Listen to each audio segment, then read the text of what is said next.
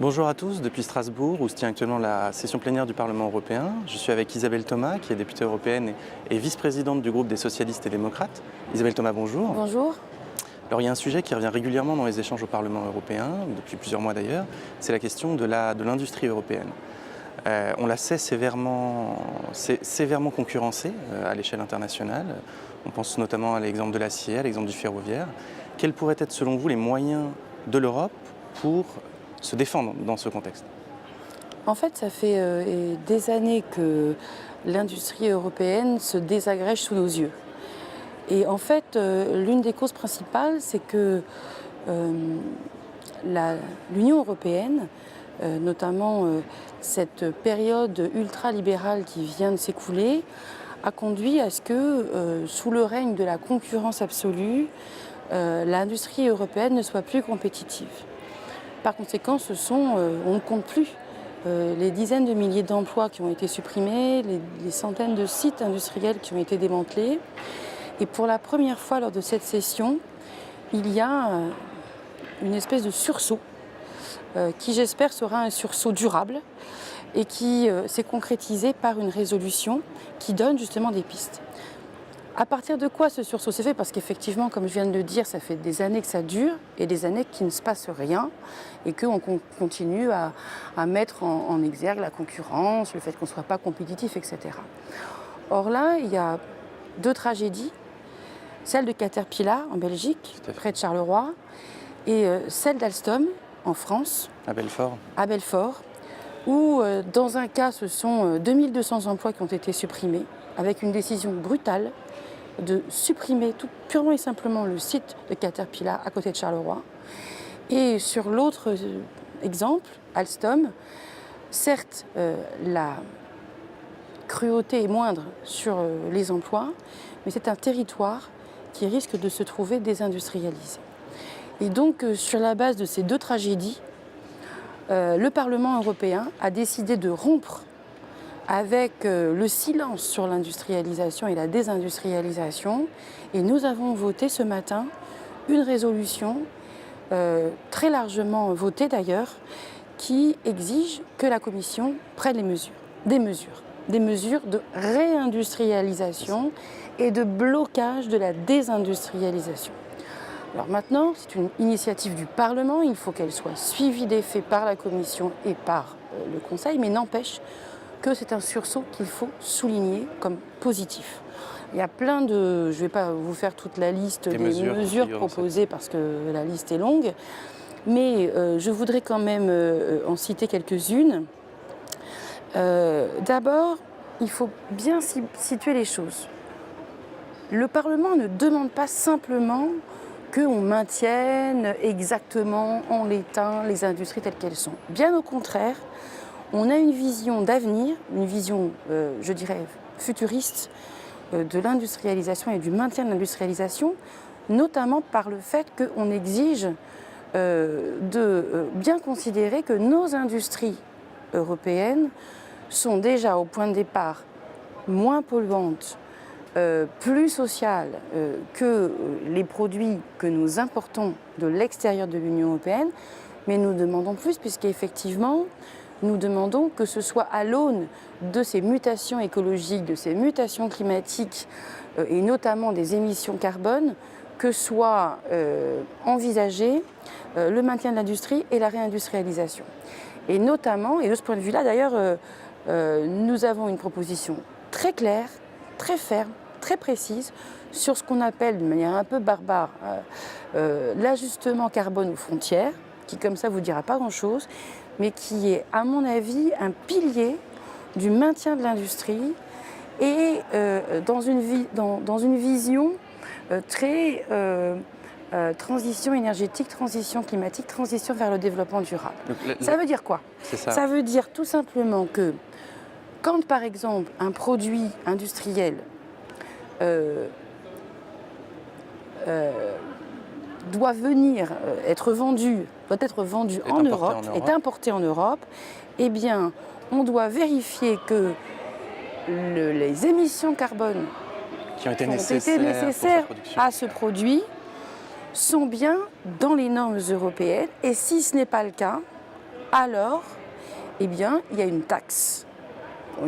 Il y a un ajustement aux frontières, c'est-à-dire, en fait, l'importateur doit payer le prix du carbone de cette importation en Europe. Ce qui rétablit des règles de concurrence, d'une part, c'est-à-dire qui rétablit un équilibre de concurrence. Et une forme d'équité. Une forme d'équité, de justice par rapport à la question environnementale et particulièrement à la question climatique. Mais ce n'est qu'un début, si je puis dire. Cet ajustement carbone aux frontières, il doit évidemment ouvrir un nouveau champ, et c'est ce que nous demandons aussi dans la résolution, sur les conditions d'un commerce, j'allais dire équitable en tout cas, d'une politique commerciale européenne qui change un peu de point de vue et qui rétablisse de l'équité et de la justice dans le commerce international vis-à-vis de l'Union européenne. Donc ça, c'est évidemment... Tout en restant du coup ambitieuse au niveau de ces normes sociales, de ces normes environnementales. Au contraire, plus on aura d'ajustements, plus on pourra être ambitieux, puisqu'on sera plus concurrentiel grâce à ces ajustements aux frontières, même quand on édictera des normes de plus en plus strictes, ce qui protégera notre industrie. Ce qu'il faut bien voir qu'en fait, cette désindustrialisation, bien sûr, elle est catastrophique pour le nombre d'emplois supprimés. Elle est catastrophique par rapport à les savoir-faire que nous perdons.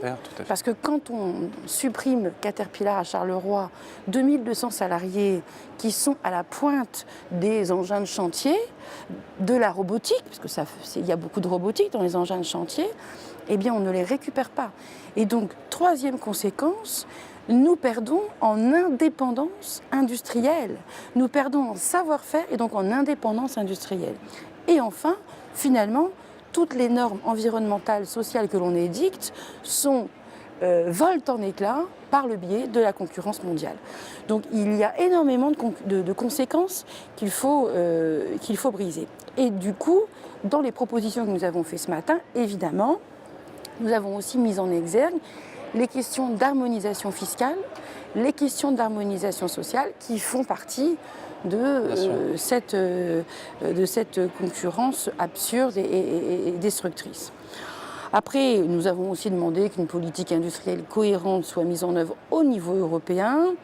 De soutien à l'innovation. De soutien à l'innovation, évidemment. Nous avons aussi demandé à la Banque européenne d'investissement, c'est-à-dire la banque qui prête pour de nouveaux investissements, pour de nouvelles industries, pour de nouvelles productions, qu'elle soit vigilante et qu'elle priorise les régions qui ont subi des situations de désindustrialisation.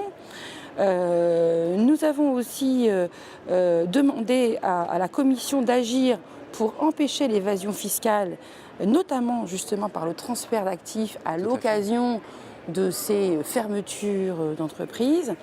Et parce qu'on constate parfois que les restructurations, comme on les appelle, les délocalisations sont parfois maquillées et ne sont pas forcément justifiées dans les faits. Ah mais parfois elles n'ont même que des raisons fiscales. Tout à fait. Et donc ça, ce transfert d'actifs-là, effectivement, il est motivé non pas par le fait qu'un site, c'était le cas de Caterpillar notamment, le site est bénéficiaire, productif, innovant, avec des savoir-faire probablement comme il n'en existe nulle part ailleurs, et pourtant il ferme. Cherchons l'erreur. Voilà, donc il y a beaucoup de demandes à la Commission et je crois vraiment qu'il y a une prise de conscience qui d'ailleurs se trouve aussi dans des résolutions comme celle sur le refus de reconnaître la Chine comme une économie de marché, etc. Donc il y a une prise de conscience au Parlement européen qui doit être poursuivie avec fermeté et obtenir des résultats. Et là, nous serons exigeants vis-à-vis de la Commission. D'accord. Ah oui, c'était un des points effectivement importants de tous les débats qui ont alimenté cette semaine. Il y a eu notamment un autre point qui, je crois, a été évoqué mercredi, au cours duquel d'ailleurs vous interveniez en plénière, qui était la situation économique de la Grèce. Justement, alors que s'ouvrent de nouvelles négociations se poursuivent, de nouvelles négociations pour le déblocage d'une nouvelle tranche de prêt de 2,8 milliards d'euros au profit de la Grèce. Qu'est-ce qui vous inspire cette situation, alors que justement la dette de la Grèce reste colossale? Qu'est-ce que cela vous inspire, alors qu'on sait que vous étiez engagé sur cette question, notamment? Je le suis toujours. Je n'ai pas lâché les Grecs, qui sont un peuple c'est un peuple qui a énormément souffert, là aussi, de la politique d'austérité finalement très libérale de l'Union européenne, enfin de la Troïka, FMI, Commission et Conseil, et qui a vu la pauvreté augmenter à une vitesse phénoménale, avec malnutrition chez les enfants, avec des retraites qui ont chuté. D'ailleurs, il y avait cette semaine une manifestation des retraités à Athènes, avec des salaires de la fonction publique qui ont été quasi divisés par deux. Bon, bref, avec en plus des aberrations comme la privatisation, j'ai l'habitude de dire, des potentiels de croissance, comme par exemple le port du Pirée qui a été acheté par les Chinois, justement, on parlait à l'instant.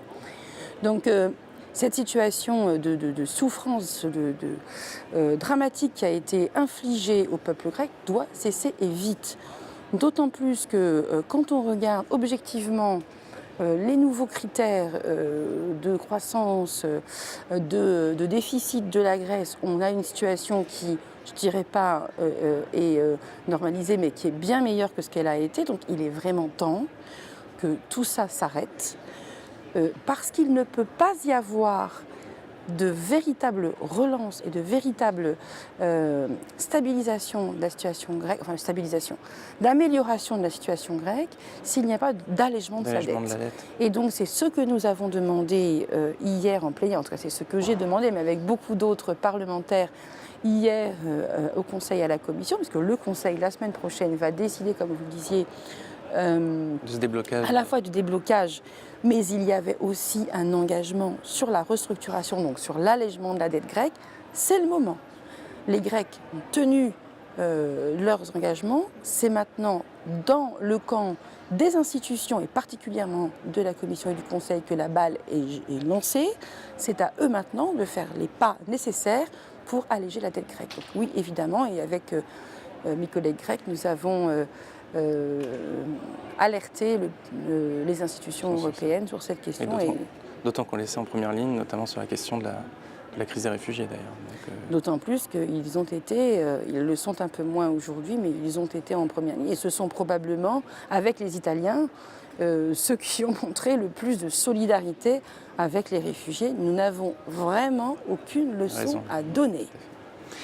Et merci beaucoup Isabelle Thomas pour tous ces éclairages. J'aurais peut-être juste une petite demande de réaction, puisqu'il y a une nouvelle qui vient de tomber à l'instant, c'est le fait que le gouvernement polonais faisait marche arrière sur sa volonté d'encadrer toujours plus et même de pénaliser l'avortement, suite à une grande mobilisation en Pologne, mais également suivie dans toute l'Europe, et ici même au Parlement européen. Il semble que le gouvernement polonais fasse marche arrière. Est-ce que ça vous inspire Oui, déjà, ça m'inspire qu'il n'y a pas que des mauvaises nouvelles parfois. Je confirme, outre les résolutions votées aujourd'hui. C'est vrai que, bon, en même temps, soyons modestes. Le droit à l'avortement en Pologne est quand même aujourd'hui extrêmement faible.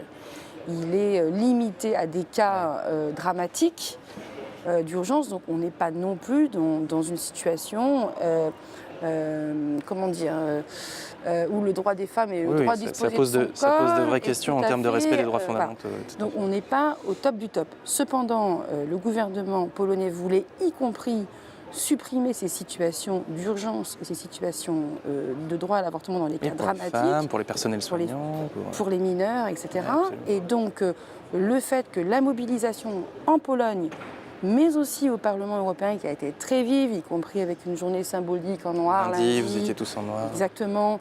Et y compris encore aujourd'hui avec les femmes polonaises qui sont venues au Parlement européen, la mobilisation en Pologne et au Parlement européen a manifestement fait reculer le gouvernement polonais. C'est une bonne nouvelle. C'est une excellente nouvelle. Merci beaucoup Isabelle Thomas et à bientôt. Et il faut continuer. Merci.